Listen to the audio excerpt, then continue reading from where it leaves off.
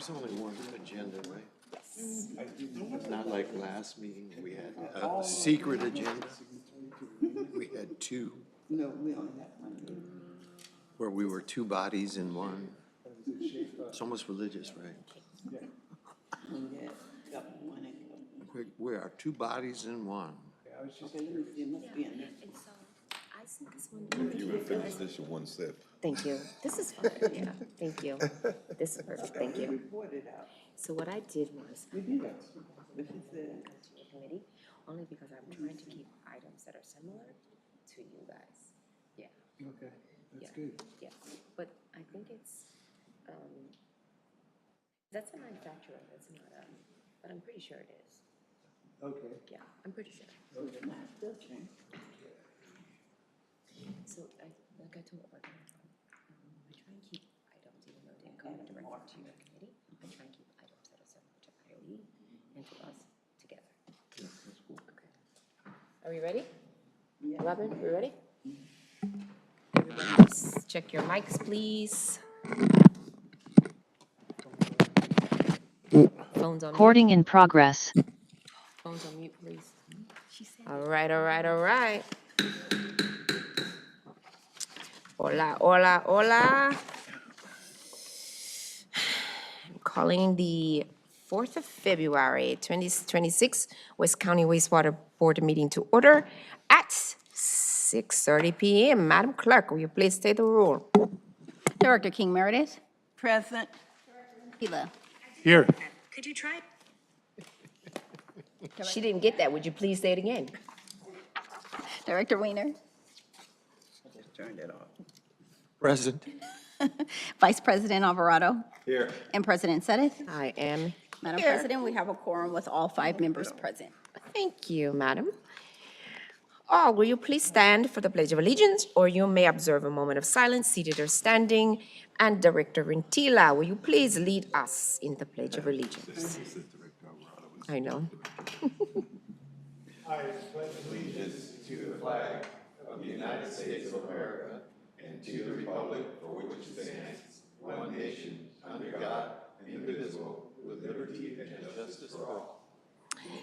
Thank As possible. Thank you, sir, and thank you all. Tonight, Vice President Alvarado will serve as our parliamentarian this evening. Sir, are you willing and prepared to serve in that role? Yes, I am, and thank you, Madam President. As a reminder to members of the public in attendance, the board has adopted rules governing the conduct of its public meetings.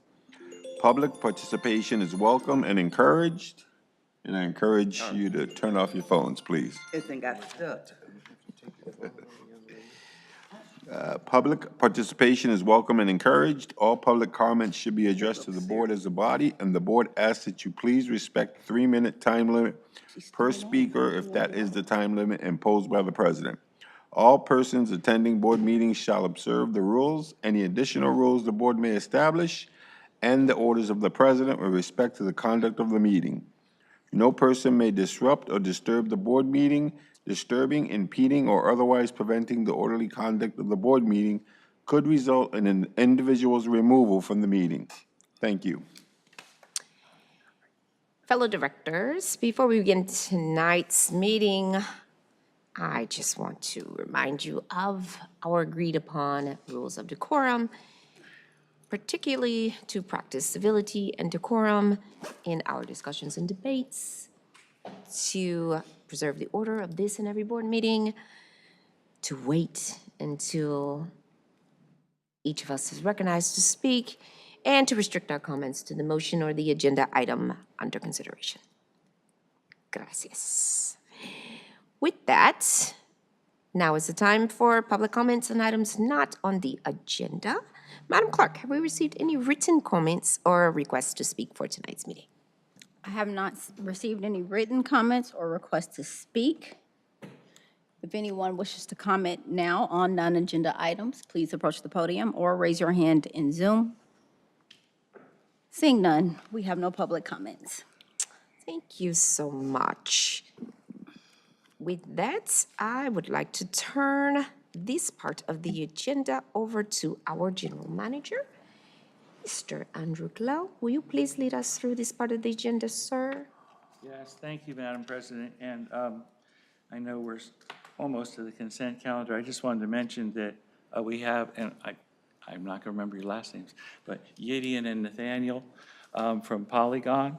And they'll be, hopefully they'll be here again in a couple of weeks because we'll be bringing the proposal back. It's just the one we've been working and reworking, and it's all so much better than it's ever been. So it'll come back, and hopefully you guys will like what you hear. Welcome. All right, now with that, the consent calendar consists of items 1 through 4 on the agenda. Madam Clerk, have we received any written comments or requests to speak on this item? We have not received any requests to speak on these items. If anyone wishes to comment on consent calendar items 1 through 4, please approach the podium or raise your hand in Zoom. Seeing none, we have no public comments.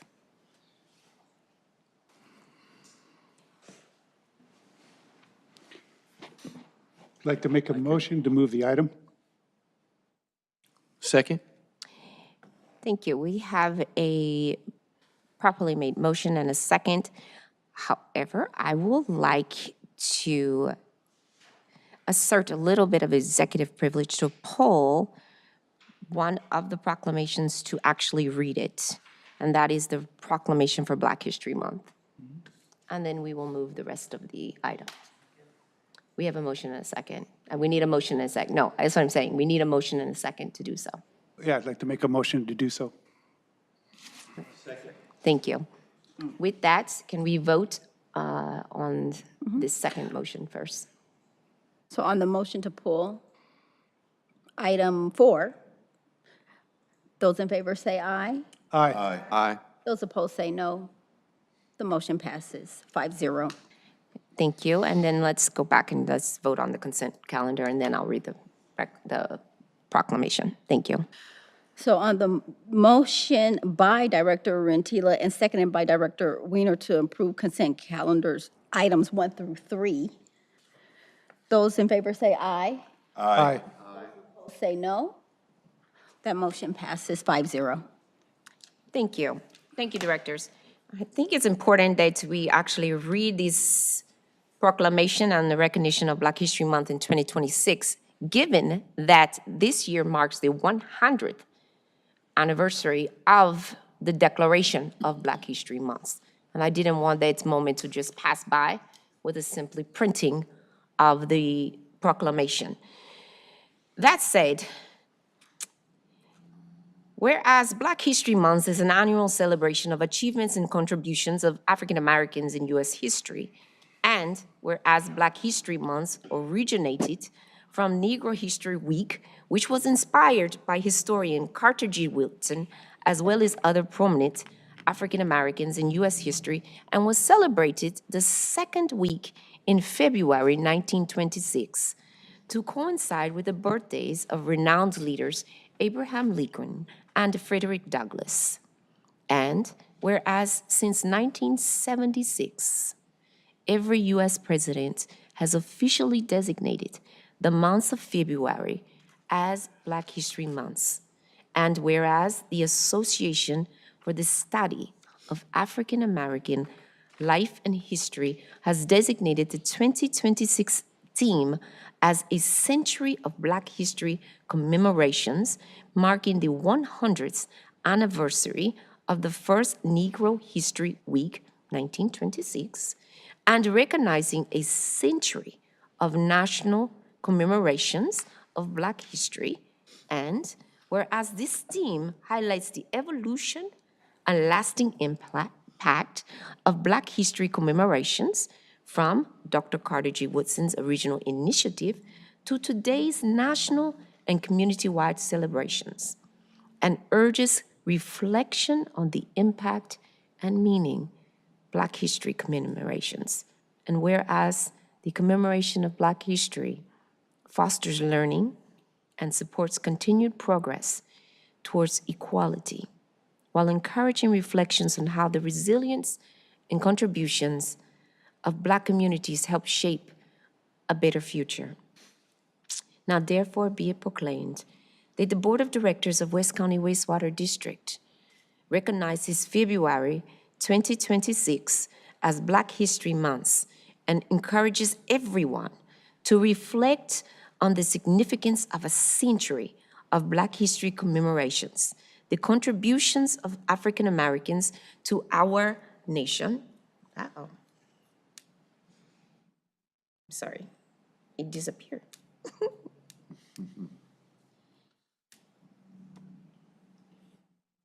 And then for it to continue, it's at the bottom. Here, I'll read Okay. Annie's. Okay.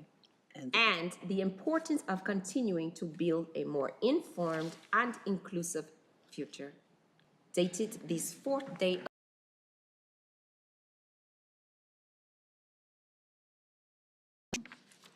With that, Madam Clerk, On the motion, I need a motion. I think we had a motion. Oh, No. now we need another motion. Yeah.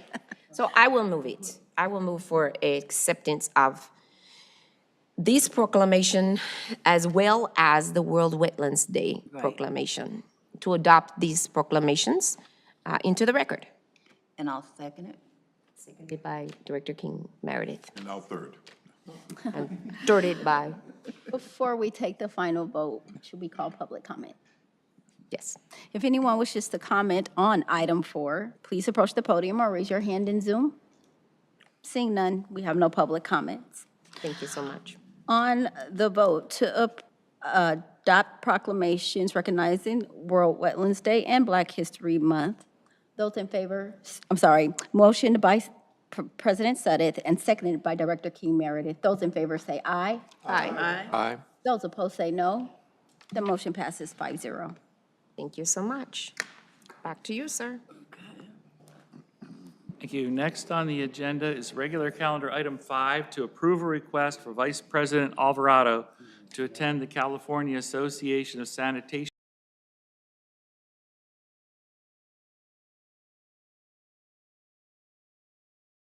Have we received any written comments or requests to speak on this item? We have not. If anyone wishes to comment on item 5, please approach the podium or raise your hand in Zoom.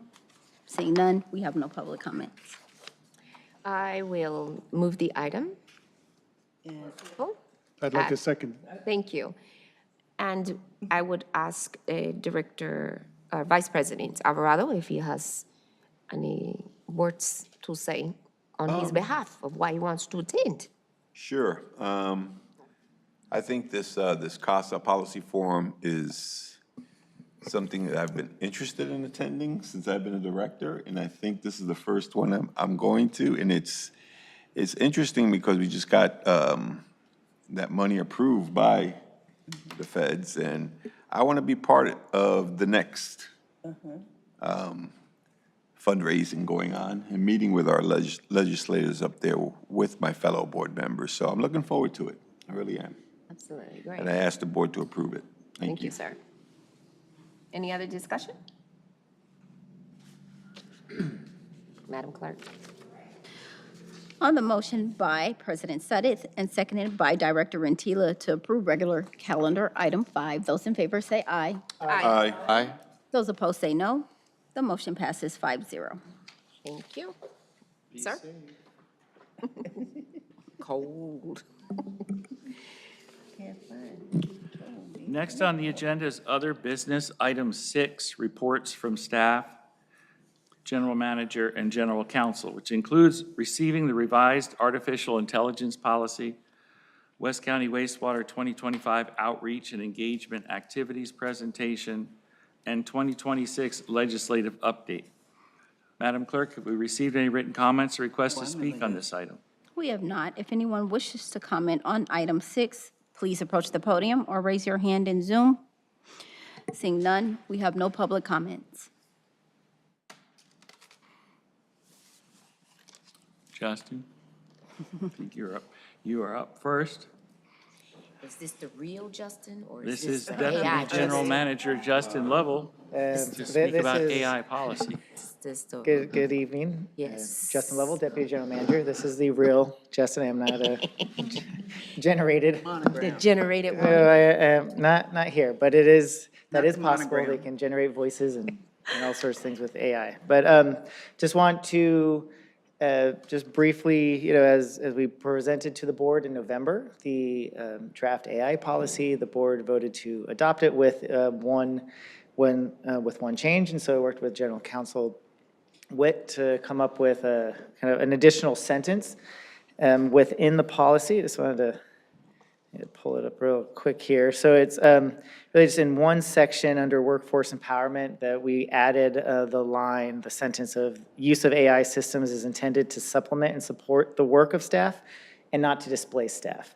And so we feel like that goes in with the intent of the board direction, and we want to just present that with you. So this would be our adopted AI policy. There's definitely a lot more work to do. I've been listening on kind of all these thought leaders and researchers about how AI is impacting the workplace. And outside of those who do coding for a living, there's still a lot more to go. So what will probably end up happening, it might help us do our jobs, but it's going to require more humans oversight. And I think that's encouraging in the near term for us. But there's some potential, and we're just going to continue kind of working through all these new systems as they get developed and worked out, but we don't want to rush into it too quickly either. But this will give us some guidelines moving forward in the organization. Thank you. Yep. Before we comment, do we have any public comment on this first?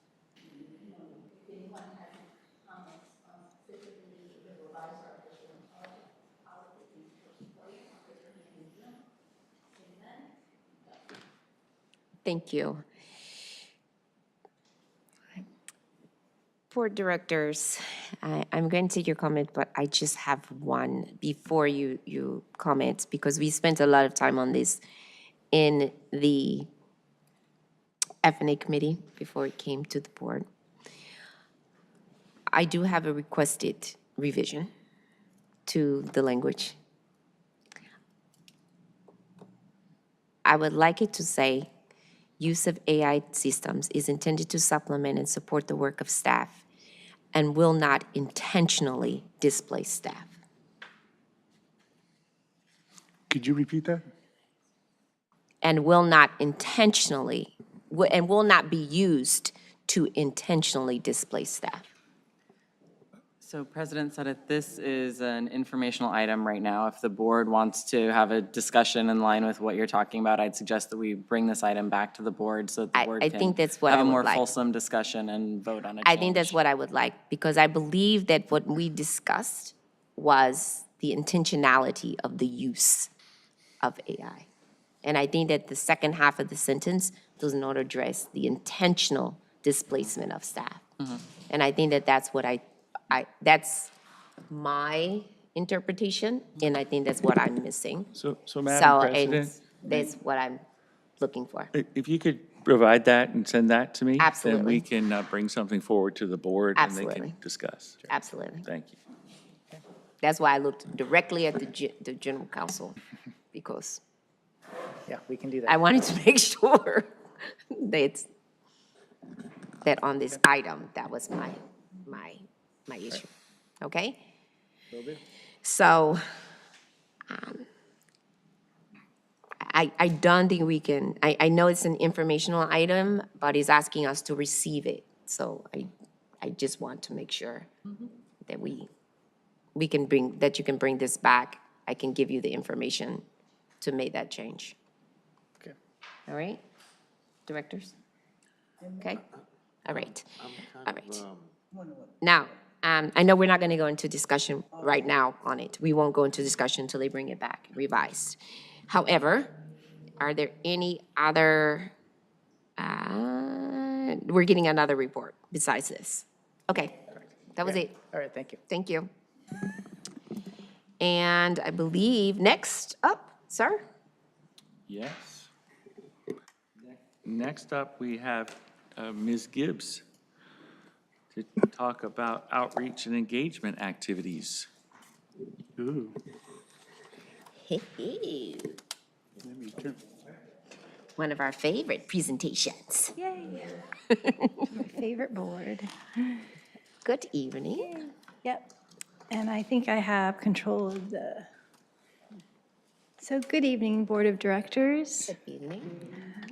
I am Kate Gibbs, your Communications Program Manager, and we're here tonight, or I'm here tonight, to take a look back with you at last year's Community and Staff Engagement. Community and Staff Engagement, looking back and remembering all the places that we've been, all the work that we've done. And so, you want me to shout at you? You want me to try? There it goes. Yep. So January, we started the year off traditionally. In January of 2025, we started off strong when we had a big group of kids from Richmond High School, go Oilers, upperclassmen that came down to the plant for a classroom presentation and a plant tour. This was the Earth team. So we're kind of getting to know these Earth teams at the high school in the area, groups of teenagers that are students that are particularly interested in science and the environment. So that was a great, big, colorful tour. We had a great time. Also that same month, we welcomed staff from the City of American Canyon, so kind of down there near Vallejo. Their city manager reached out and particularly wanted to bring her public works staff to talk and get a tour of our Clean and Green project that was led by Senior Project Manager Keith Reynolds and also our partners with Optera. So that happened in January as well. And like President Sedith mentioned earlier, we do celebrate Black History Month every year. Last year, staff and board members were invited to the plant to celebrate in person. So there we were there. We had an event that focused on Black history and told stories and presentations by staff. There was music and, of course, great food. A great time was had by all. Also in February of last year, The Drop tried something a little new. We had kudograms.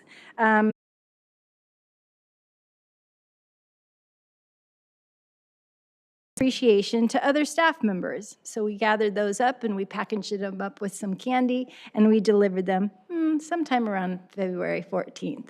So that happened and that was fun. So every staff member received a kudogram last year. In March, we celebrate Women's History Month.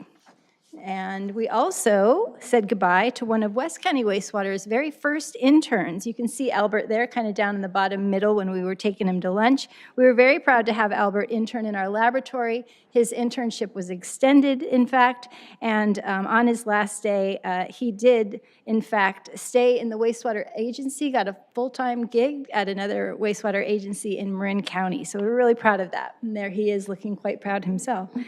West County leadership, you can see our Water Quality and Resource Recovery Director, Aaron Weiner, as well as our General Manager up in the right-hand corner. They gave a presentation to the San Pablo Rotary Club up at La Strada Restaurant. We were up there talking to a big group of folks there that had lots of questions. But we did talk about the work that West County Wastewater does and highlighted some of our larger projects. And of course, April is I think I kind of got the months wrong on this, I apologize, but April is Earth Month, and West County Wastewater held its third annual community cleanup in Richmond again. That we had more participants than ever. Again, it was our third year, and many of the participants that came were from our own staff. So we had locals, we had board members, we even had our general counsel and her adorable daughter there that day. Return participants, Earth Day high school students, like we mentioned, that had come out to the plant. They came and saw us at the plant, and then they came out and helped us at the cleanup. And more, all enjoyed a day cleaning up Alvarado's staging area at Wildcat Canyon Regional Park. There they are there. In April, West County Wastewater also welcomed more high school school students from Salesian High School this time. They came for a classroom learning session and a Clean and Green tour. I also wanted to point out this year that in April, West County Wastewater does celebrate Administrative Professionals Day because we very much value the work of our administrative staff. So much of the behind-the-scenes work that gets done because of them. Just wanted to point that out. We have positions, administrative assistants, administrative technicians in our Hilltop office, down at the plant, and also running our pipes program. So very important. We also had RISE training. This might be the next slide here. One especially effective training with Dr. Matthew Whitaker was held in the CSO garage. Sorry about that. I'm not sure where I am now, but we'll just talk about it. I may have skipped a page here. This is why you should always print double-sided.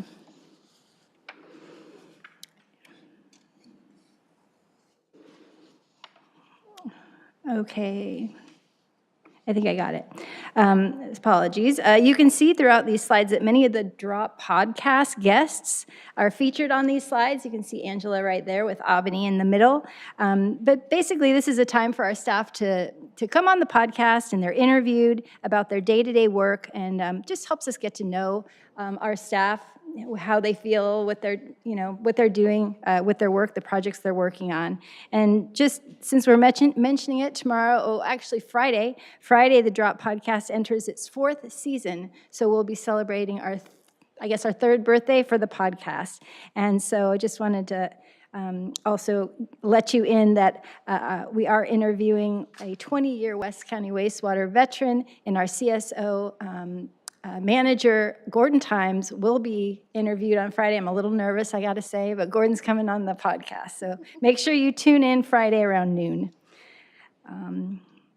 Here we go, I'm back on track. So also in April, we were pleased to welcome a large cohort from Water Education for Latino Leaders, led by 2 of our favorite WELL members, President Cheryl Sedith and Annie King Meredith. Director Annie King Meredith was out there. Side note, West County Wastewater has had 2 staff members go through WELL's Educate to Lead.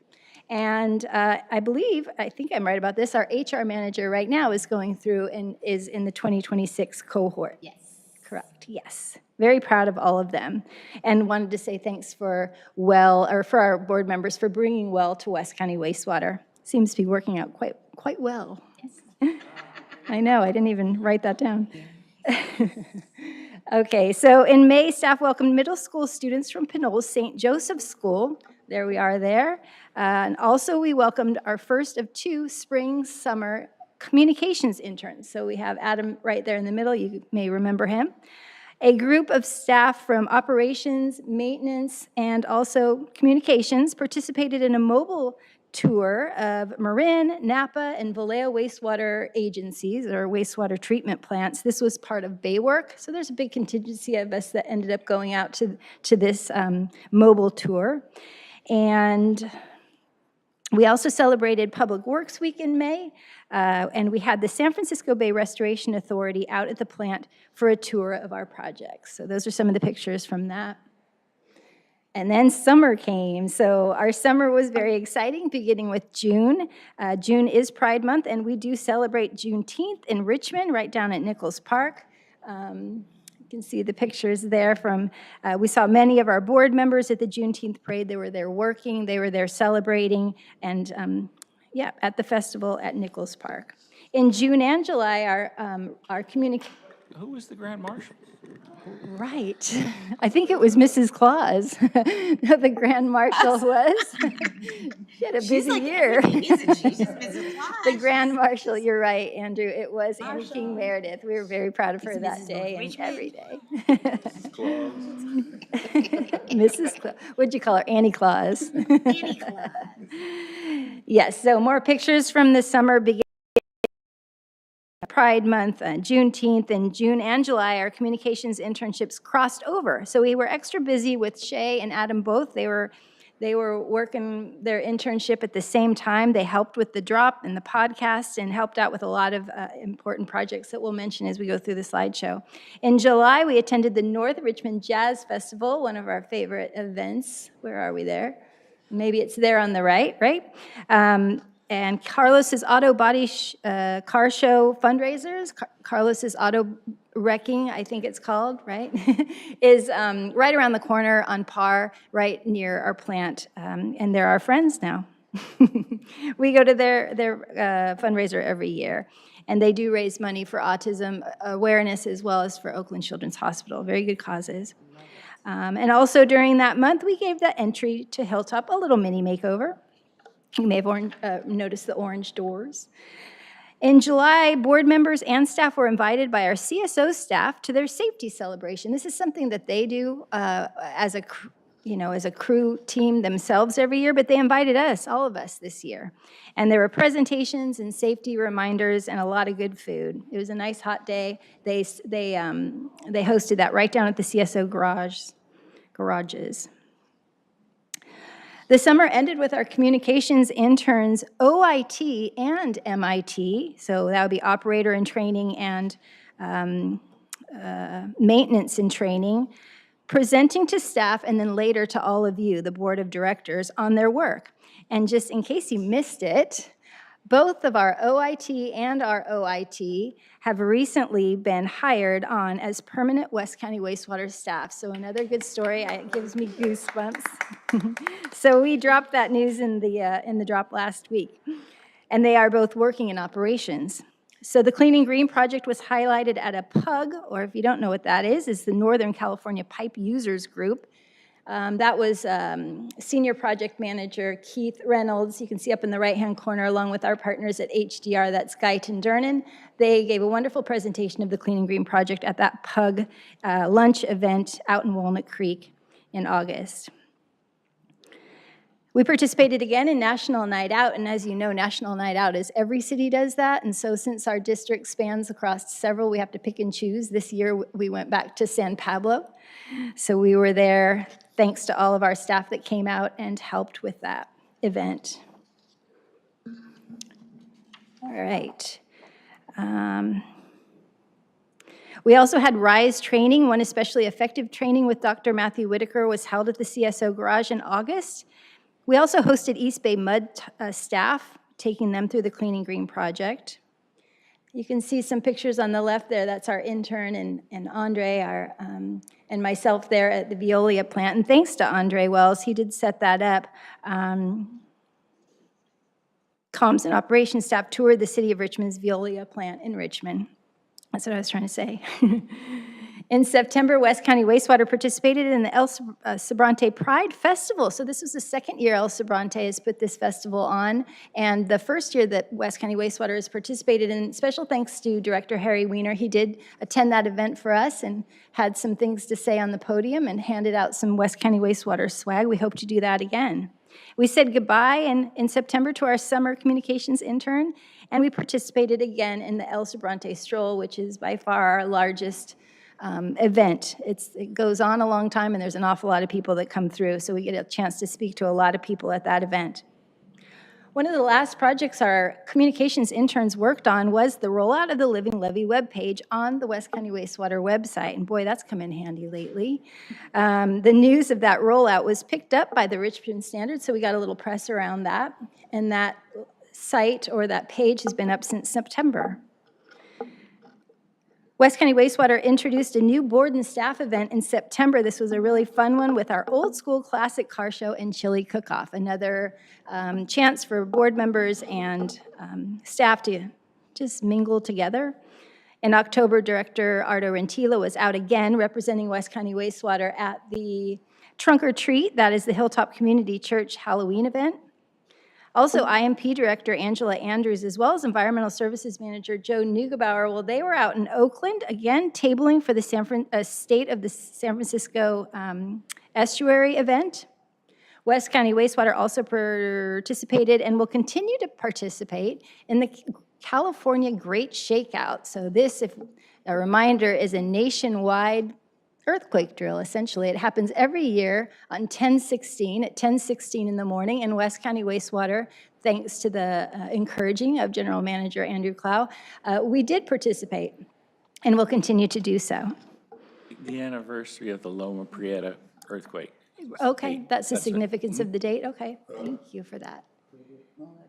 Yeah.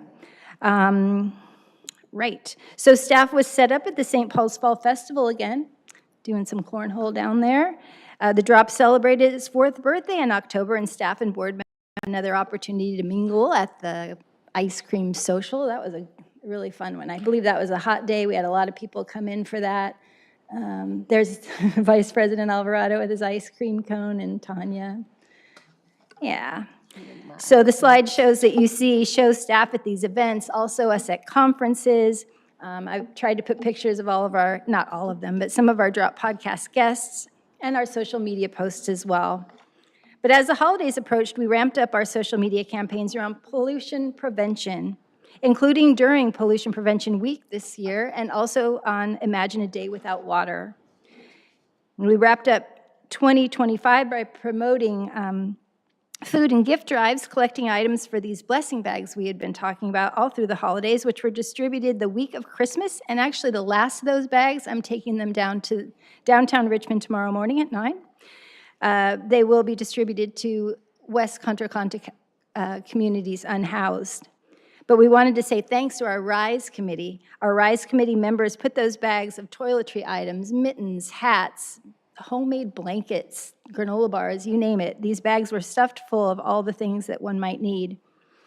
And also, West County Wastewater, we recycled our old logo bags. So we had some old logo bags with like a white seagull on them. Anyways, we didn't want to throw them away, and so we ended up reusing those, and our goods went out in those.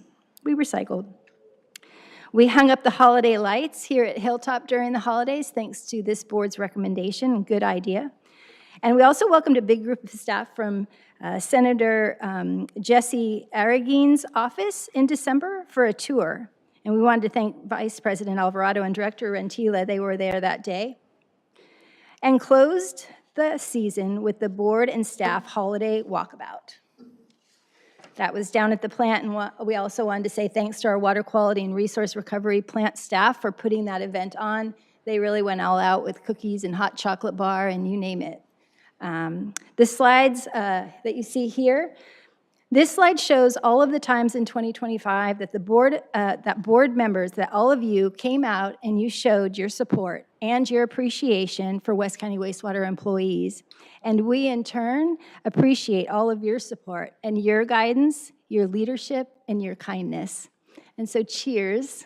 We are looking forward to a successful 2026. Thanks, everybody.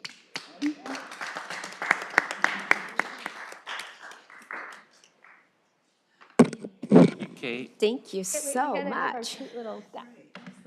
Hey, thank you so much.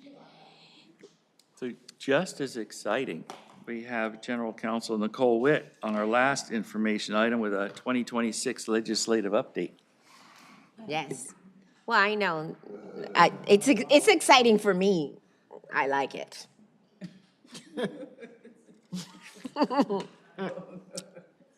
I keep it next to my bed at night. I appreciate it. I'm glad I do. excited.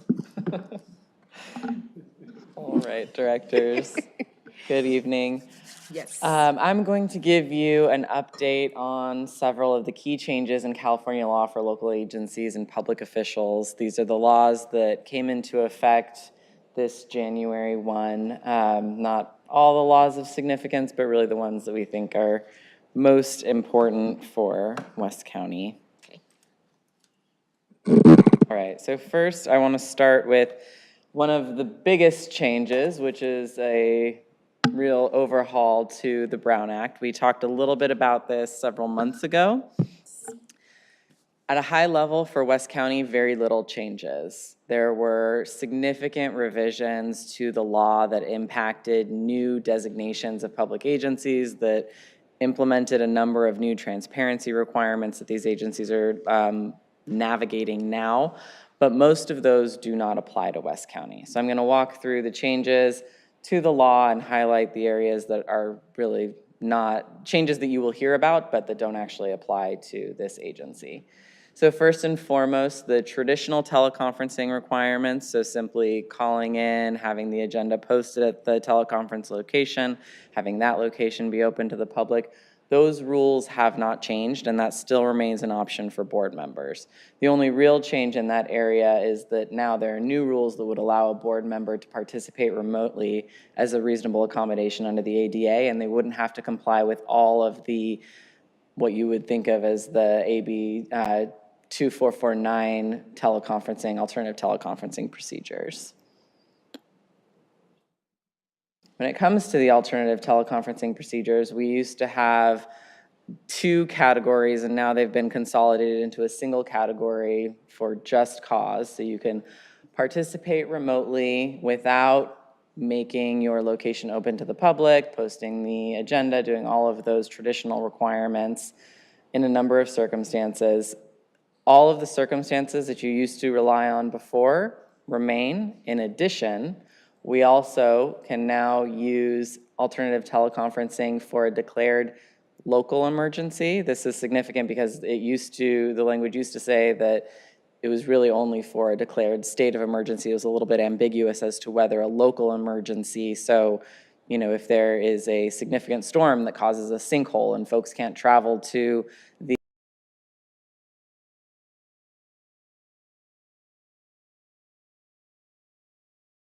or whether or not you could still rely on the alternative teleconferencing procedures in those cases. So this is a clarification. In addition, Just Cause now also includes remote participation if you need to protect an immunocompromised family member from exposure to illness and for military service obligations. West County needs to make a list of its locations that can be used for public meetings available, which it does. It meets here. Its location is posted on the agenda. And then in addition, when it's using alternative teleconferencing procedures, the minutes need to identify the board members who participated remotely in the statutory basis. So that was a practice that we were already engaging in just as a best practice, but now it's codified, so they caught up to us and they've decided it's a good idea too. All right.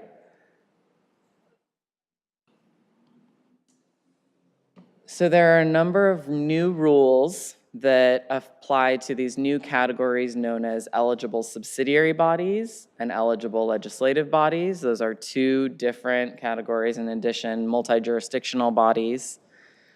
For West County's purposes, its board meetings, its standing committee meetings, its ad hoc committee meetings don't qualify or don't fall under the rules for the eligible subsidiary bodies or the legislative bodies. That means that the additional flexibility for meeting remotely that would apply to eligible subsidiary bodies does not apply to West County. Additionally, the additional transparency requirements that apply to eligible legislative bodies does not apply to West County. So you'll go to trainings, you'll hear these are these new transparency requirements, here's this new flexibility so that you can meet remotely in committees and things like that. For West County's purposes, its committees and its meetings don't qualify. And then the rest of these are really sort of cleanup items. So the new law clarifies that we have procedures now for warning and removing even remote members of the public who are participating and disrupting public meetings. I think that was always implied, but now it's codified. All members of the board need to be provided the text of the Brown Act. You all have your copies, so we are in compliance there. In addition, there has been a change in the law with regard to verbally reporting compensation prior to board action. It used to be that this only applied to the head of the agency. So when the board took action on its GM contract, we would report in advance of the board's vote on the terms of the payment and compensation that was being proposed. That was a requirement, a transparency requirement. Now that has been expanded to include department heads and other similar administrative officials. For all intents and purposes, in terms of how West County will implement this, it's really not going to be a significant change from your current practices when you adopt a wage schedule or anything like that. Those are all already done in a public forum that includes a presentation from staff that speaks to what those changes in compensation are. So that's not going to be a practical change or an operational change from how you all take action on those items currently. And then the AB 992 change in law related to social media is now made permanent. So they got rid of the sunset provision. Right, exactly. Can I ask a question before you move to Mm-hmm. 70? Yes. Because I understand from a different training on this one that there's a language requirement, or there was a language requirement. That's in the additional transparency requirements. So it's an obligation to allow and to sort of facilitate translations that folks might need. There already exists a requirement that if you have members of the public who are making public comment and they need a translator, if the board says everybody gets 3 minutes, someone who needs a translator gets double that amount of time. So that exists, that hasn't changed. There are additional transparency requirements related to folks who need translation assistance or want to translate board materials, but that applies in the context of those eligible subsidiary bodies. It's one of the additional transparency requirements. It does not apply to West County. Okay, thank you. Anything else on? Okay, so, so let's start here, and we'll go back and forth. So, Director Wiener, nothing? Director King Meredith? Yes. Make sure your microphone is on. I just think it's easier if we go one by one. It's absolutely fine, and this is. We will forget the This question. is the most substantive one, so I think this is a good time to pause. Okay, so going to the translation piece, I know just on the Board of Supervisors yesterday at their meeting. Yes. They have it with, I guess it's the AI where it does the translation as if someone needs what they're speaking and they have translation. They have it written on the side. It automatically does the translation. Do we have the capabilities of doing that if someone were to come in and speak, from the public, public comments? Do we have those I capabilities? think Zoom does. For those translations, the same as they have at the Board of Supervisors. I saw that yesterday. They Real-time constantly did translation that. capability. Yeah, it's a service that, I know which service it is. I know it's not required. I just think it's a nice thing to Yeah. have, given We where we could, yeah, are. we would, we would need some advanced notice. I mean, I think we could use existing tools that Yeah. that could live translate or do transcription in other languages, but there are options that we could, if we had a couple days' notice, if we knew somebody was gonna need it, there's other services that we could use as well. It's more, it's more, Transcribe?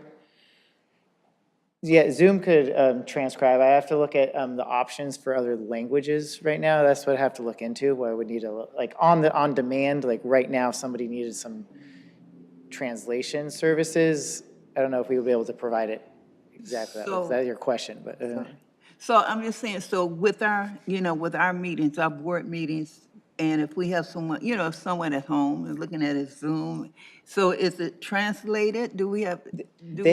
somebody could do that directly through their web browser. There's some of those options like with It's in like Zoom. Zoom, or Zoom within has- Zoom or with their web browser. There could be translation in there that a person could use on their own. Okay. To watching it. Yeah. so just really quick, there's a difference between translation and transcription in another language. Translation is like Well, the literal. Well, it's, Right. it would, Transcription it would get you is- about 80% there, Yeah. about 80% accuracy is Yeah. typically how it Describing, works. yes. Yeah, Okay. but anything that'll have them understanding the gist What of they what is read. said, I think would be nice. Okay, Yeah. was that your, did he, Yeah. Okay. For the transcription, yeah. okay, thank you. And Director Rentila, he also had a question. I did. When you're teleconferencing in, it's still mandatory to have the screen on at all times, especially when you're voting. And is there a case where you cannot vote if you're zooming in? So if you're using the alternative teleconference procedures, you Yeah. still need to have the two-way video and audio connection. The only exception under this new law that was implemented is if you're relying on that ADA accommodation. The requirement there is that you similarly use that two-way audio video unless you are prevented from doing so by virtue of your disability and the condition that you're looking for an accommodation regarding. But otherwise, that two-way needs to remain. Thank you. Thank you. Okay. Okay. So now this is a change, this bill, AB 370, is a change to the Public Records Act. So under the Public Records Act, when the agency receives a public records request, We have 10 days to notify the requester whether or not we have responsive disclosable records. We don't have to disclose those records in 10 days. We just have 10 days to let them know what we have. In unusual circumstances, that 10-day period can be extended to 14 days, and then it itemizes what are unusual circumstances. There's now a change in the law to clarify, excuse me, that for a state of emergency to qualify as an unusual circumstance, it needs to directly affect the agency's ability to provide a timely response to that request. And then additionally, it now includes an opportunity to utilize this extension for cyber attack if the attack has impacted our ability to obtain responsive records, and so you can extend that time accordingly. Again, it only applies until we have an ability to regain access to the systems and servers. So this is a little bit of a catch-up to, I think, a situation that unfortunately many agencies have encountered where they've been the victim of a cyber attack and then have been struggling to make sure that their records are as open and public as they need to be. And so this accommodation is intended to capture that real-world circumstances that folks have had to deal with. Any questions? Any questions? Okay, thank you. Okay. Where'd that go? There we go. So this AB 1286 is a change to public officials' disclosure requirements under the other PRA, the Political Reform Act. So you all know that you have your obligation to file your Form 700s, which are your statement of economic interests. It includes different types of economic interests that you need to report: income, investments, certain real property, things like that. Now, the law has been changed to clarify that, or to require Form 700 filers to disclose arrangements for prospective employment. So this aligns with existing FPPC regulations, which find that an official has a conflict of interest in future employment. So if an official has reached the point where they have accepted an offer in future employment, and then, as an example, a board member, that individual then, or that entity then comes to the board, they have a contract with the agency, the board member would have a conflict of interest in that prospective employment. That's current law, that's the current regulations. This disclosure requirement is sort of a catch-up to that established regulation, that requirement. And it makes sense because the purpose really of Form 700 is to sort of shine some light, use the sort of sanitizer of sunshine to make sure that members of the public can look at what public agency officials' financial interests are and make sure that they are, in fact, complying with their obligations under the law with regard to conflicts of interest. In addition, it helps because then anyone who is a Form 700 filer has that sort of little tickler in their mind: oh, this was on my Form 700, this raises a little red flag for me, so you can ask a question in advance of making a government decision related to that entity. So this is a little bit of sort of aligning existing regulation and this transparency requirement. Another change related to the Political Reform Act. This change, while the law goes into effect in January of 2026, this change actually becomes effective in January 1st of 2027. It includes or expands the definition of investment to include types of cryptocurrency. So Of course it to the does. extent this is a resource or an asset of yours, can be prepared to disclose next year. Or just get rid of it first. All right. So this law, SB 852, it's intended to correct a drafting error from AB 1170 from 2024. So formerly, the head of a local government agency or members of the board were only required to file with the FPPC, their Form 700s, if the FPPC was designated as their code reviewing body. If the agency did not designate the FPPC as the code reviewing body, then members of the board, the head of the agency, wouldn't file their Form 700 with the FPPC, just with their code reviewing body. This now corrects and clarifies that members of the board, of a local agency board, and other officials who manage public investments are required to file with the FPPC, even if the FPPC is not otherwise designated as the code reviewing body. So this change will require changes to West County's conflict of interest code. We review and update the code as needed every 2 years in even numbered years. It's an even numbered year, so it's well timed. We'll be able to make this update, but you all, I think, have already received outreach related to filing in accordance or with the FPPC, and this is the law that underlines that. So, can you go back? So this is the one where, because I just saw this, I just spoke to someone about this, because some people, they only had to file with the county and not the state. So now this is saying you're filing with the county and the states. You're filing with the Or state. your state, Just state, and not just your county or your entity, right? Right. So for example, West County, the code reviewing body for West County is Contra Costa County. Yes. So you all filed your Form 700 Right. through NetFile with Contra Costa County, and that was the standard practice. Right. This change in the law clarifies that local agency officials, including the board and others who manage public investments, are required to file with the FPPC through their filing system, through the state's filing system. What you file, the rules of filing, all of that don't change. It's really about where you are filing your Form 700. What is the entity that holds onto those forms and receives them? Now it will be the FPPC instead of Contra Costa County. Right, and they sent us a letter saying that we're required to file directly with FPPC. Yeah. Do they have an automated online web? I think they do, Robin. They have an I online filed mine system. last, yeah, I filed mine last week. It's not Yeah. net file? It's not NetFile anymore, that's a different thing. Those are two different things. NetFile is the county's version.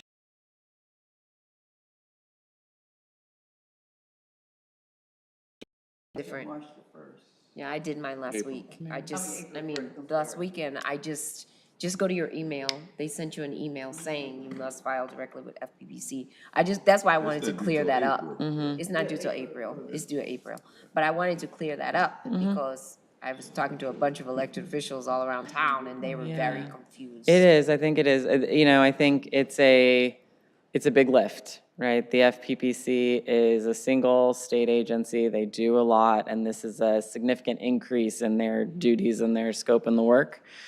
So I think this is probably going to be a year of some growing pains as folks get comfortable and start to understand. But then this will become as standard as how you all used to file your Form 700s. Right. And they sent an email. Just read the email. So growing pains are normal. Madam ahead. President? Go ahead. Yeah, I wanted to backtrack a little bit. When we spoke about public records requests and employment, medical records and drug screening, they're still protected under HIPAA, or? I had a note. So the Public Records Act has a whole slew of different types of exceptions to what would otherwise be disclosable public records. And it includes what is known as the public interest balancing test, which gets at and can be used to protect issues of privacy to the extent they're not explicitly protected under the law. There have been no changes to any of those exceptions, anything like that under these laws. Thank you. All right, so SB 827, this changes some rules related to AB 1234 ethics training and also creates a new fiscal training, which I know our board president is very excited about.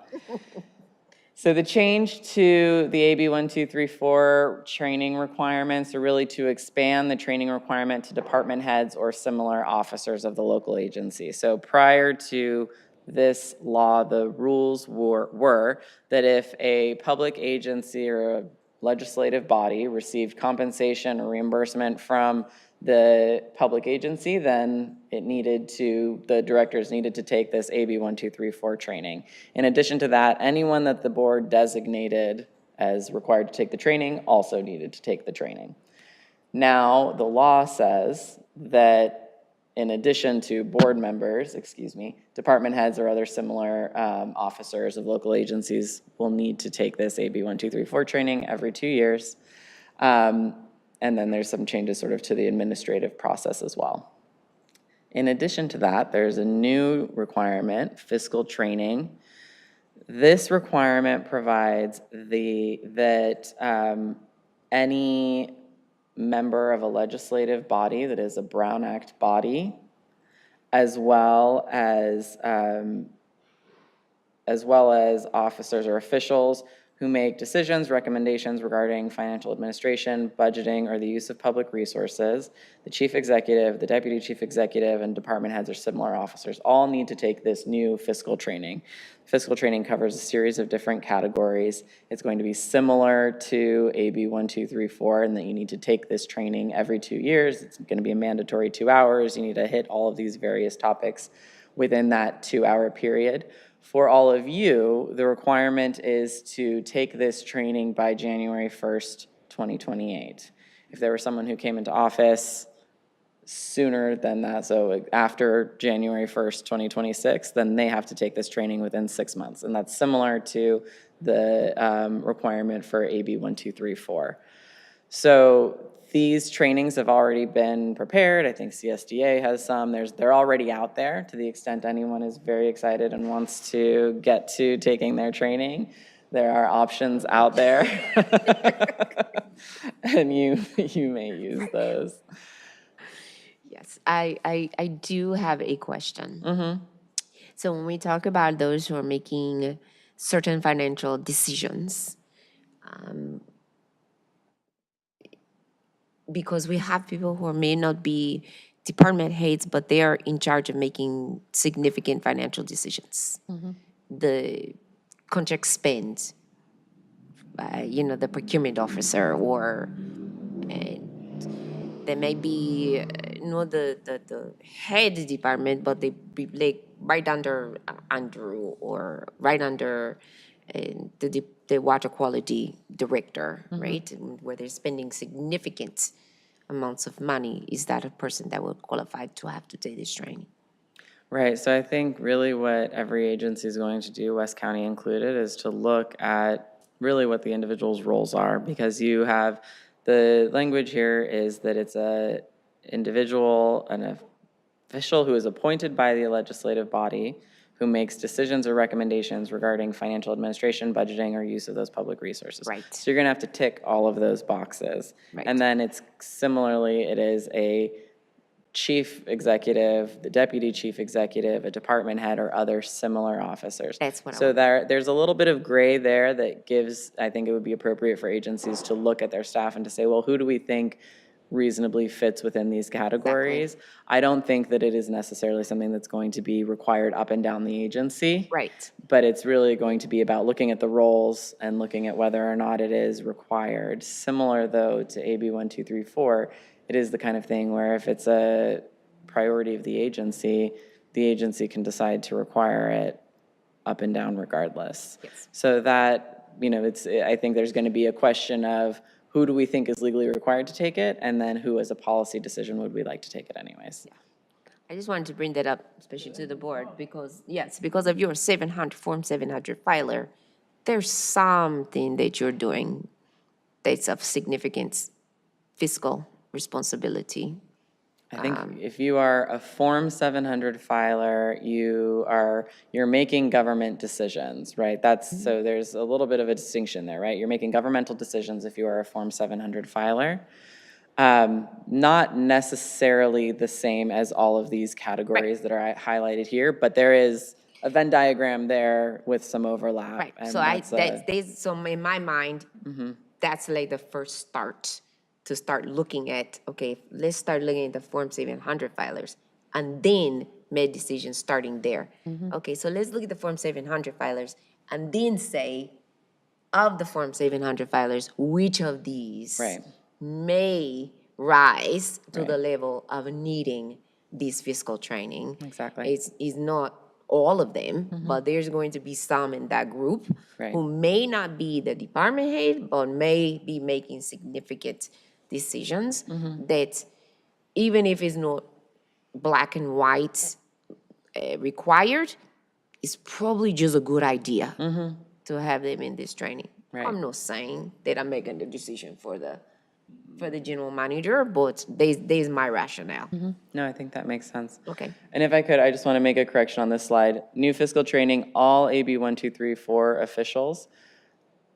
True to some extent. It's a slightly different metric. It's not the same requirement as AB 1234. It's if you are on a legislative body or if you're on the board of a legislative body for the purposes of the Brown Act. Right. So that's slightly broader because you'll remember AB 1234 requirements apply if you are on a legislative body and you receive compensation.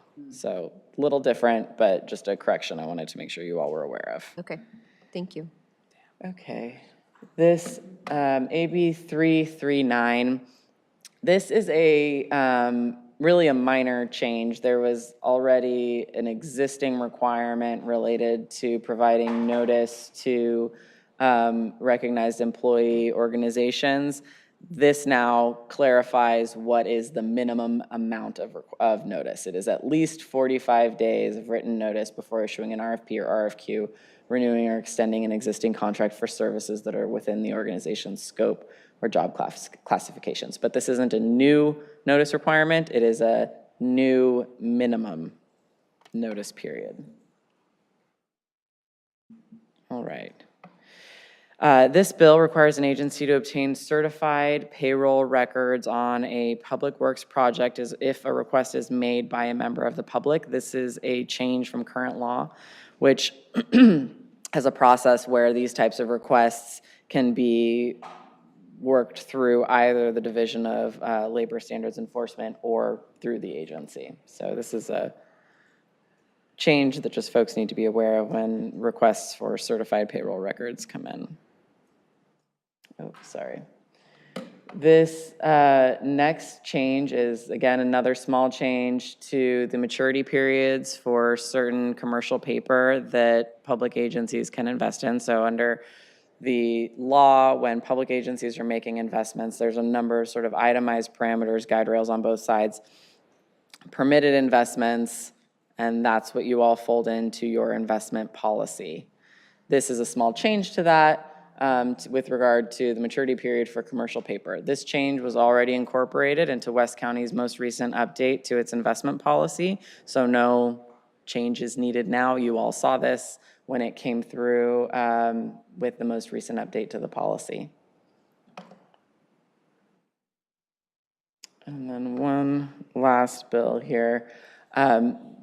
This bill, SB 489, requires a public agency that's involved in housing development projects to publish an online list of required information and criteria, the intent to make it easier for individuals looking to understand the rules of the road for permitting housing development projects to get the full set of what's required in sort of a one-stop shop. And this, similar to the bill regarding notice, well, really all of these bills, but the bills regarding notice requirements to recognize employee organizations, we're working with staff to help ensure that West County is in compliance and has a plan for aligning with these laws. And I thought that was my last one, but it's not. Here's one more. Your board clerk raised this bill to your attention not too long ago via email. It is a change that makes voter registration information for elected officials and candidates confidential, except for bona fide journalistic or governmental purposes, as described. I thought the other one was my favorite bill, but this one's my favorite. Because? I've already completed it. Because people don't need to know our home address and our information, unless we want to give it out. You can redact it from the voter registration No, you list can't. too. Yes, you can. No, but you can't take it from the Secretary of State. They can go there and get it. This one allows you to remain confidential. This one, they can't get your information, which I like. What I was referring to was that you can have your name redacted as an elected official from the voter registration lists. that come This up. lets you be confidential, like, period. Okay. Sounds good. This is why I like, yes, start with Director Weiner and then Director King Is Meredith. this an opt-in or automatically opt-in, opt-out? It's an opt-in. Go ahead. Is it an opt-in or an opt-out, Robin? An I can't opt-in. recall. You have to take So it's an action. opt-in. You can, So if I do nothing, then my voter registration remains the same. So Yes. Robin sent an email to the board that Yeah, I covers read that, exactly this. and I just didn't Right. realize what, I read it, and then I thought, do I have to take an action Or not.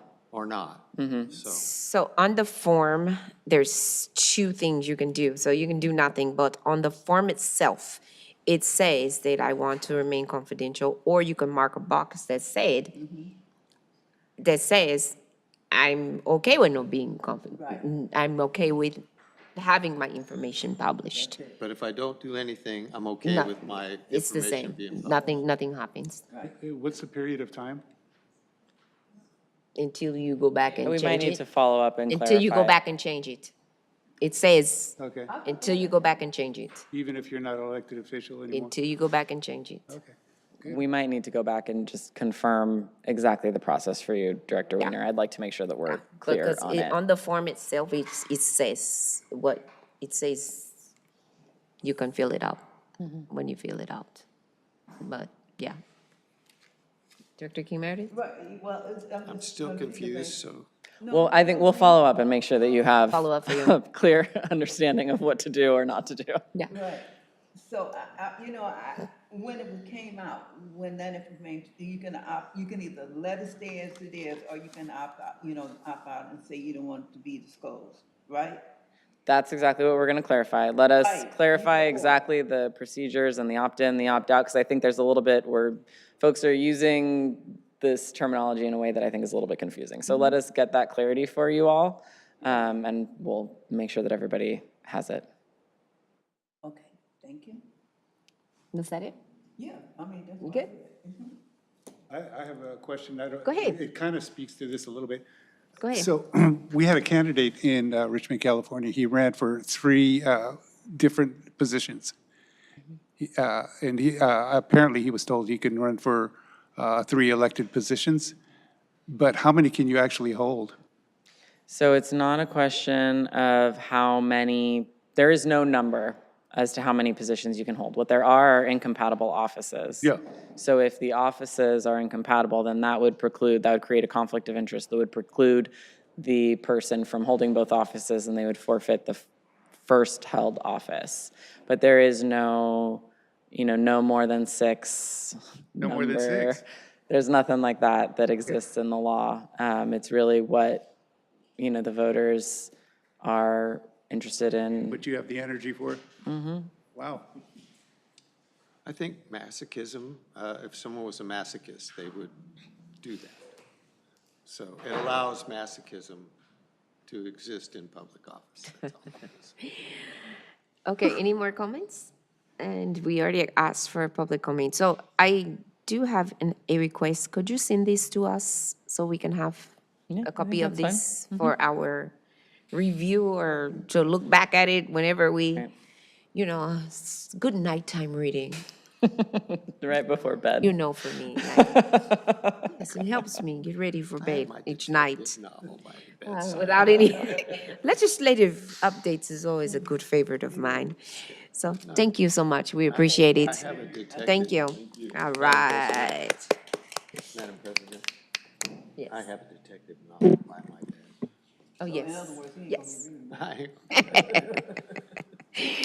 All right. With that, General Manager, back to you, sir. With that, then we're back to, I have a comment on, I think, just one item, and that's this Saturday. We'll be hosting the Contra Costa County Shoreline Leadership Academy at the plant. That's part of the county's work in developing their shoreline adaptation plan. So there'll be a couple of us that'll be there as well to talk with them. But it's, well, I don't know if I have time to explain it. That's not on the agenda, so I'll move on. But it's really important that they have an adaptation plan because of some other news that I'll just let President Suddeth share when we get to board members' reports. Thank you. You had a question? No, you said what time? You wanted to know what time? You can ask him. You can ask him. And that's it. General So, Manager, I'm sorry. yes? I just have a question. What time is this going to take place? On the Saturday. Leadership Academy, Uh-huh. it's a tour. I think they're going to go out and tour.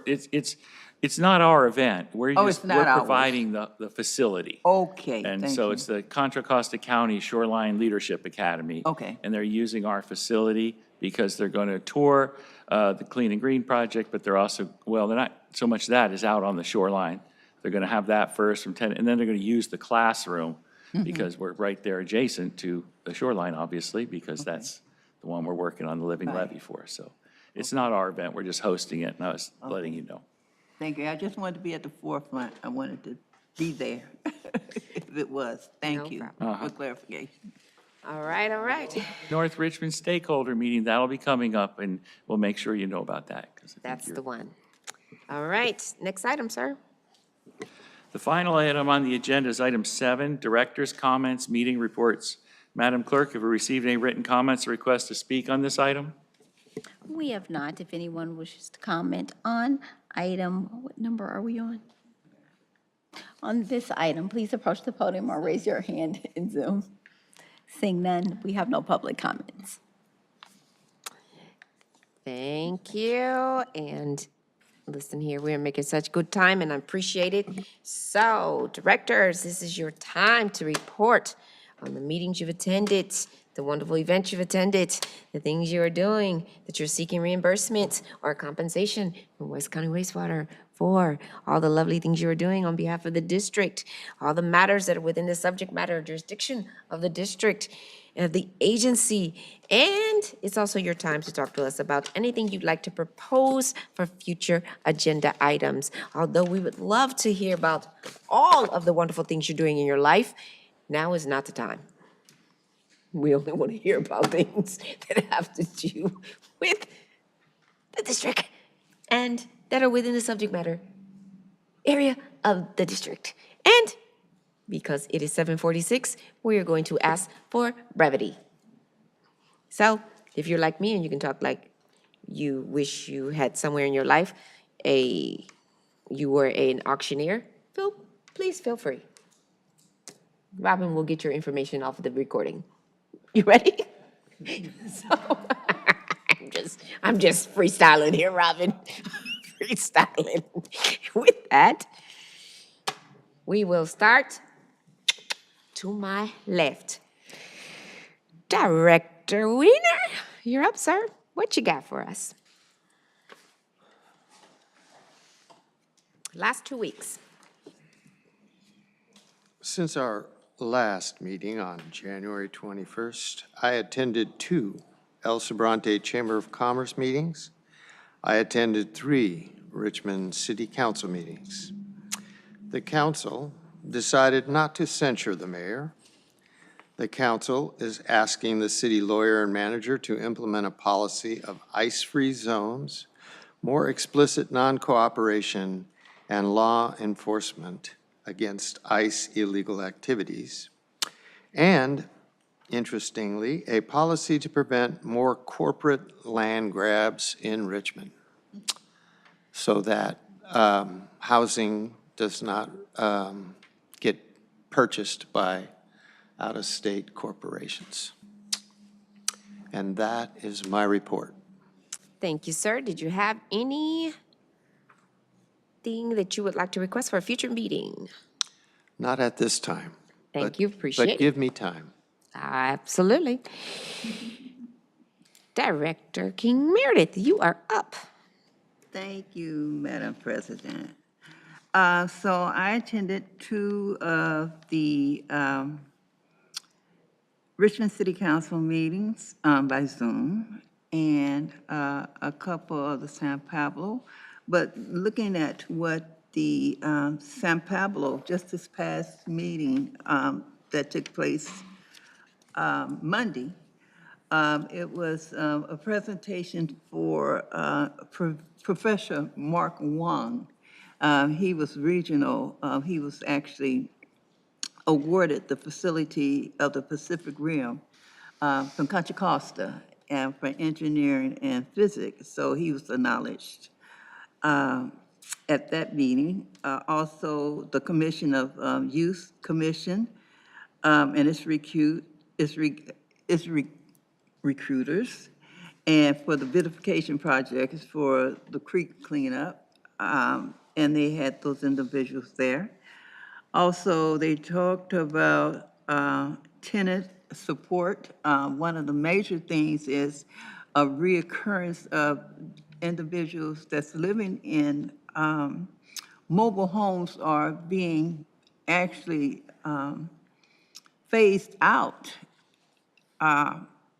to say by increasing of rents from 300 from 1 month, and the next couple of months, it's another 300, goes to 600, and the next one is going to 900. So it's not even just, it's not just, it's illegal what's being happening at this point.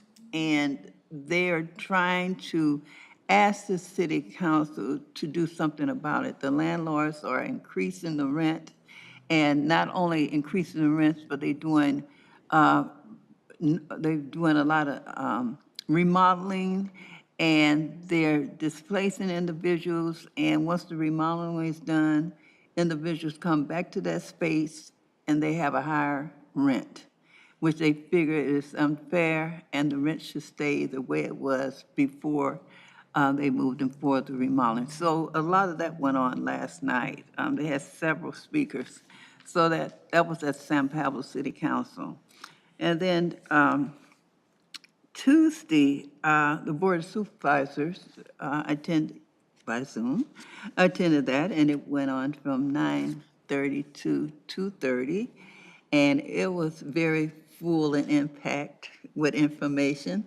They went over a lot of ordinance and a lot of proclamations that they looked at for the health services and its different changes, and adopting different things that had come across their desk to look at. They actually met this time was in Antioch, so it was not in Martinez like it used to be for all 5 of the Board of Supervisors to begin.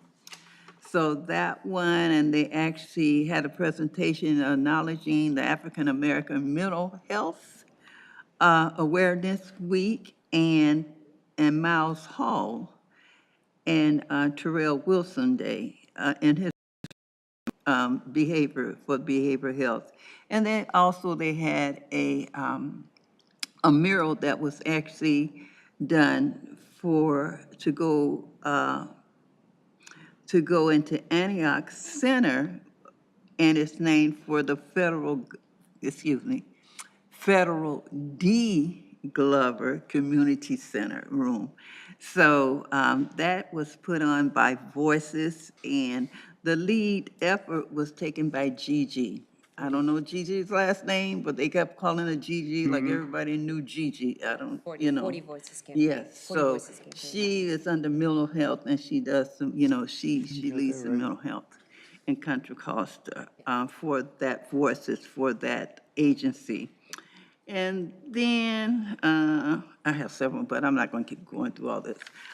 So then last night, we had the MAC meeting, and it was, we had our presenter from West County Wastewater, which Judy Jen did a fabulous job. People have called me to let me know they really enjoyed the meeting, so kudos to Judy. She did a wonderful job. They had questions for her, and she was very on point. I was very proud of her. I was doing, go, And then we had also the shoreline. Well, not the shoreline, but we had Noma, what's the name, Nama? The watershed. So we had two of the main awareness that are going on in North Richmond for individuals to really be aware and to really get some really wholesome.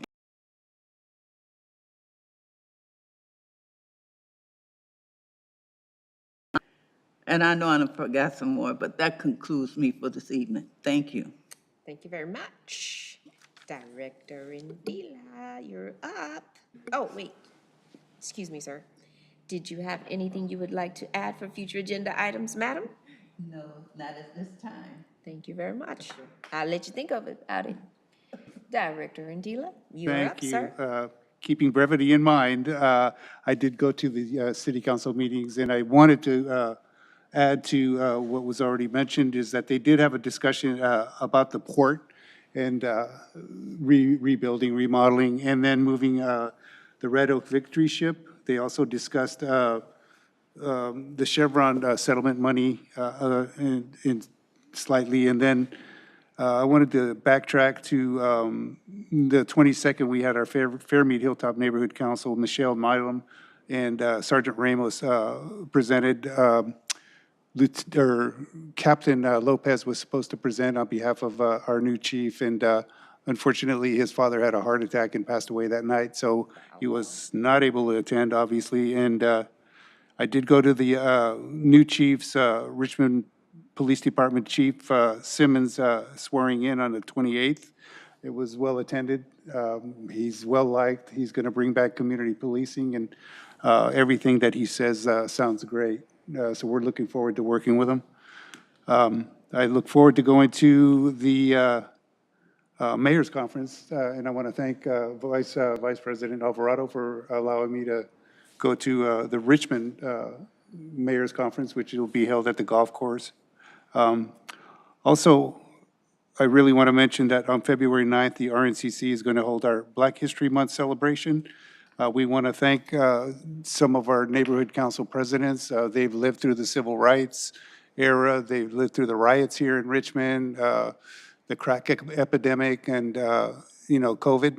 And they're up in age. They're advanced in age, and nobody's really ever thanked them for all of their hard work in their communities and neighborhoods, and we feel it's our responsibility to thank our elders who paved the way for us. So we look forward to that, and I'd like to invite everybody here in this room and anybody that can hear my voice to come to the City Council chambers next Monday at 7 o'clock for our Black History Month celebration. And I also want to thank all the donors, including West County Wastewater, for their donation towards this celebration. These people are ecstatic, and we're happy that they're happy about it. It makes us feel good. They deserve it. With that, I will pass it on. Thank you. Thank you. And did you have anything that you would like to add for the future agenda items, I sir? did. I was wondering if we can talk about some of the new wipes that are coming out, possibly in the PIPES program and the rebates that we offer for our ratepayers. So I would like for, because we are dealing with wipes legislation, but could you, Vice President Alvarado, could you take that and vet that in your committee? Sure. Before it comes to us? Thank you. Anything else? Nothing. Thank you. Vice President Alvarado. Okay, since the last meeting, I attended the San Pablo Council meeting on January 26th, where there was presented a proposed draft, the conceptual city hall parking plan, and a way that the city would pay for it. On February 2nd, I attended another San Pablo Council meeting, which Director King Meredith pretty much gave a good description of what happened there. The only thing she didn't discuss was that they decided to have staff review that and bring it back at a future meeting, which I thought was a very good idea because they didn't have a plan, to tell you the truth. And February 3rd, I also attended the North Richmond MAC as well. And Director King Meredith also gave a great report on that. And I also want to commend Judy Chen on the excellent job she did on her presentation. Thank you. Thank you, thank you, thank you, thank you. Okay, so I'm gonna do this. Let me see how fast I can do this.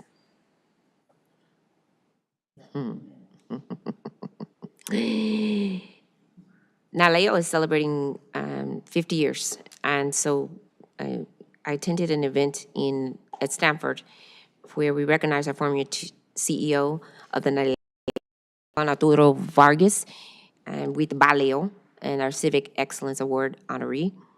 And at Stanford, wonderful, wonderful policy briefing and awards celebration.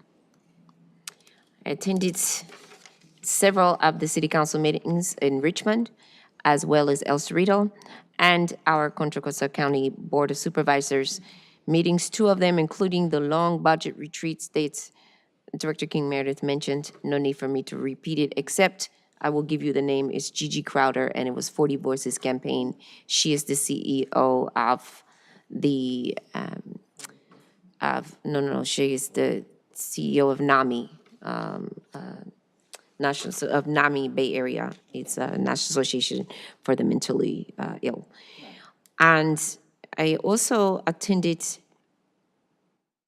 several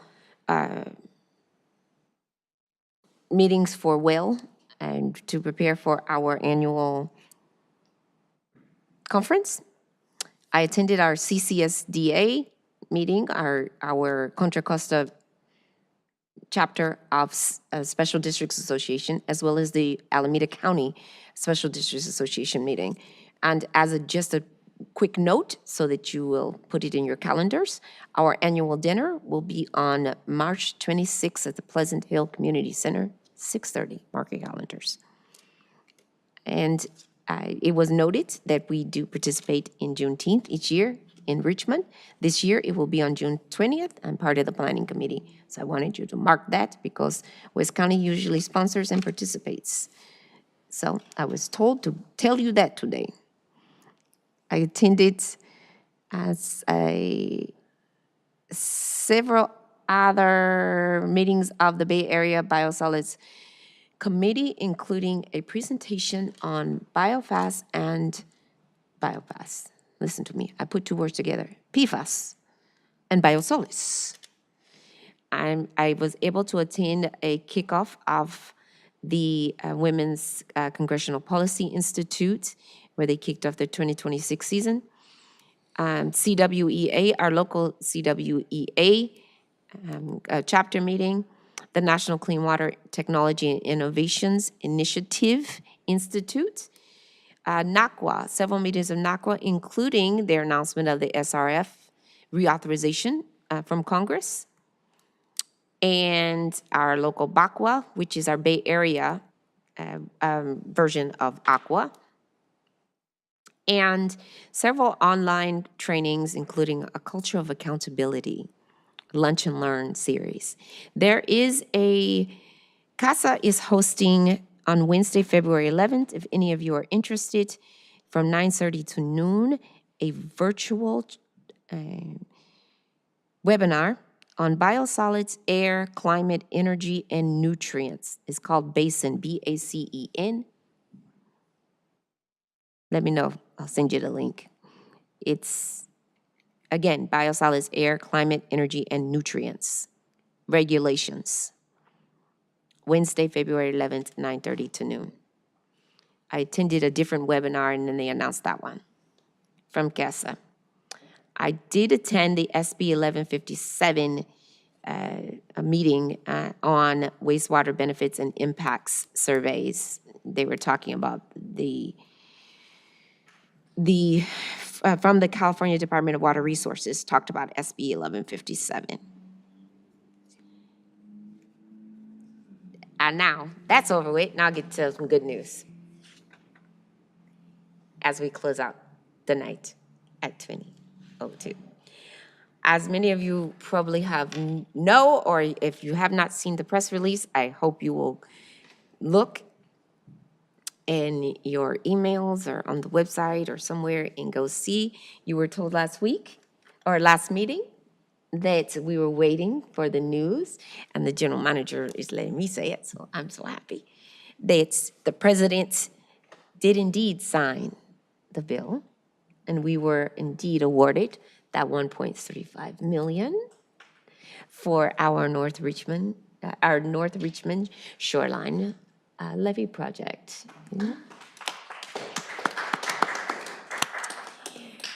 And now, the next part of that is to complete the paperwork with the Army Corps of Engineers and to get to work.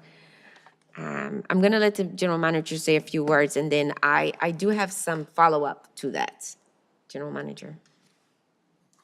I'm not going to say too much, but a little bit of work is kind of quite an understatement. It's the continuation of a great adventure. It allows us to, once it goes into the Army Corps of Engineers work plan, it allows them to potentially access the funds that were allowable for a project on the North Richmond shoreline in the Resource Development Act, which means that we should be able to receive a good portion of federal funds at some point, probably 70% or so of the construction cost for our living levy, assuming we can get to that point, permanent and everything else. But it's a long way off, but it's huge. It's huge. There's no way we could have funded that, and we wouldn't have gotten it from the state, but certainly going to be looking to the state for some matching funds. And so on Tuesday, I did get a text from Congressman Garamendi. He just said that we'll work with you on the application for the money. None of this could happen without your involvement, so well done. So there's next what we're going to do. But I also wanted to just let you all know a couple of things about this, because we talk a lot about why we made these trips. And sometimes I can't be at some of these wonderful things that Miss Kate was showing. I mean, I could, but sometimes I make the choice to be somewhere else. And where that somewhere else is usually in the cold or in the disrespectful heat of Washington, D.C. I'm going back and forth to chase this money that we often need. And I'm saying this for the record because I think that it's important that people will understand why we do these visits. This one that is coming up right now in a few weeks. In a few weeks. I chair a coalition here in California, Northern California, and I also chair our environmental caucus. And when this came down last week, we took a moment to review the final awards from OMB, the approved community funding requests, or congressionally directed spending, or what we all know as earmarks. They don't like that word, but that's what we call them. And when we took a look at them, we realized that we were directly responsible for advocating for and lobbying for, and helped receive every NorCal award, which was a total of $78,173,000 of the $133,325,000 that was approved for energy and water development projects that was funded for this year. And $21,230,000 of the total $109,208 million approved for interior and environment incorporation projects that were funded. Altogether, that's a total of $99,403,000 of the total $242,533,000 projects that were funded in California in an administration, in a time when people thought we weren't getting any money in California. Some of these delayed through gridlock in the last administrations, when we were waiting for this after the IIJA was passed. That means that we were able to give 41% of the funding here in Northern California. Why that's important is most of this funding was just like ours. Everybody else gave up. Everybody else gave up, and we did not. It's important because just like we were able to get 1.35, a lot of these projects were 1.092 million. They weren't big. The biggest projects were 4 million to 8 million, but most of them were in the $1 million range. So that means a lot of communities benefited from the work that we were doing when we were going back and forth to DC. It wasn't just we were going and we were telling them how much this was going to affect our communities and the entire shoreline here in the East Bay and along the West Coast. The last thing I'll say is to put that into perspective, one project in San Diego received $26 million. The Salton Sea, 14.4. So when you look at the totality in Southern California, there were some big projects, but here, more communities benefited because we went in saying, we need million, we need million, we need million, we need million. Lots more communities needed the work. So more of our communities benefited from that 99, almost $100 million. But we have to be there to advocate for our communities. My grandmother used to say, closed mouths don't give faith. And nobody's gonna come and say, you know what? You look like you need some money. Let me give it to you. And to general manager's point, even though it seems like it's flippant, it's true. Some just simply gave up. Some people just say, we're never going to get it. They say they're not gonna give us money. They don't like California. But the truth of the matter is, we don't give up. And we still have more projects that we need, correct, General Manager? We still have work to do, and we're going to keep going because we have more work to do for not just us, because believe it or not, and I keep saying this, it's not just West County, because it's just not West County wastewater, because the water doesn't stop just because our boundary stops, right? It's the whole community. So we have to protect all of us in this entire area. So the money we're seeking is for the entire protection of all of us, all of our neighbors, the entire community. Sir? I was searching for brevity. You're couldn't help good. myself. You're good. Go ahead. No, the only thing I want, the numerous projects, and it was a little thing, oh, people gave up, but it's also, you have to build a project and plan a project and have a project that you can sell, that's viable, that's real, that's been engaged, and so that's what we did. We planned did. something and built something that is very fundable. It is, and I appreciate, and I want to thank you. I want to thank Justin, Deputy General Manager Lavelle, and the entire staff for just being available and just being supportive, especially. It's not just for the entire board. I'm gonna speak for myself, especially for me, because I know how I am when I'm like, I'm gonna go to DC and I need like 15 packets. And especially Miss Kate, I know she's not here, and she'll say, when do you need them? Tomorrow. Miss Robin, thank you. Thank you, Miss Board Clerk, because I will say I'm going to travel to DC to go speak, and she'll say, when you're going?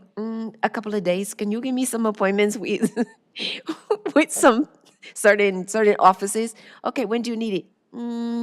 3 days. And she'll pull it off. And she'll find me the hotel. And she'll help me get the meetings that I need. And between her and Miss Kate and the collateral that I need, or any swag that I need to take to give to the office, to the office workers. So it's all about building relationships and building time. And for those who don't know, between West County and my other job, I think I've made about 30 trips to DC over the last, just in 24 and 25. And the work that we're doing, all of you, all of us, the work that we're doing now, we may not see these benefits. My grandmother used to say, you plant a tree, and the trees that we're doing, the work that we do, not just this work on this, but the work that we do as directors here, we're planting trees. And we may not feel the shade from that tree, but the people who come after us 15, 20, 30 years from now will feel the shade from those trees. Our job is to make sure the soil is good and the tree is firmly rooted. And then those who come after us will have a really, really good tree to sit under. Yes, you like fruit trees. Yes, this is our job. Anybody have any other comments before I get us out of here in 1 minute? Yes, sir. I just want to say Vice that. President Alvarado. Yeah, it's important, the lobbying that's done on behalf of West County, which is one of the reasons that I want to get on board with this and see what we're doing down there and also get into it, because it's important that we follow up with these funding opportunities, because the money is definitely needed. So I just want to commend you for your service and for the other board members that have made the trip to DC and staff as well, because without that, we wouldn't be able to do this. So thank you to everybody. Come on. And let me not say, not just DC, Sacramento too. We've got some opportunities in Sacramento, because I think is it next week? Now you're asking too much. Robin? I think I'm there next week, right? I think it's the 10th. 11th, 10th and 11th. 10th and 11th. So we've got a couple of legislative days coming up. So to General Manager's point, we've got matching funds we need to get in Sacramento. Yes, so we've got a bunch of legislative dates there as well. And we've got we'll be talking about that some more. But, come on, join me in Sacramento too. I know you come, Director King Meredith, come on. What's the dates? Well, next week is the 10th, and it starts on the 11th. And they're called legislative days? Yes, CSDA has legislative Oh, days. CSDA. Aqua and CASA have legislative days. I can get those to you. I'll send them to the board clerk so she can send them out so that I'm not violating anything. Okay? Go ahead. And then Director King Meredith, anybody else, let me know before we go. Go ahead. Okay, I would just. Is your Yeah, microphone I'm on. I would just like to thank our general manager and staff for actually putting down the reflectors that we have here, acknowledging where to turn in at our driveway. It helped a lot. It's a safety. It was a hazard, but he took a stand and with his staff, and we have some great reflectors out. So when we get ready to turn in, we will not get rear-ended at this point. So I would like to thank you so very much for doing that. She really needed Staff. those reflectors. Yeah. Yes. All right, any other comments before I turn this over to our wonderful board clerk? Madam? So there is an Infrastructure, Operations, and Environment Committee meeting scheduled for February 10th, a Finance and Administration Committee meeting scheduled for February 12th, and the next regular board meeting is February 18th at 6:30 p.m. here at the Hilltop office. Thank you so much. And with that, it is 8:17. Oh, 2 minutes over my target. And we are adjourned. Have a wonderful, wonderful evening. Thank you, everyone. Please turn off your mics. It's pretty short. And clean up after yourself. We didn't have anything coming up.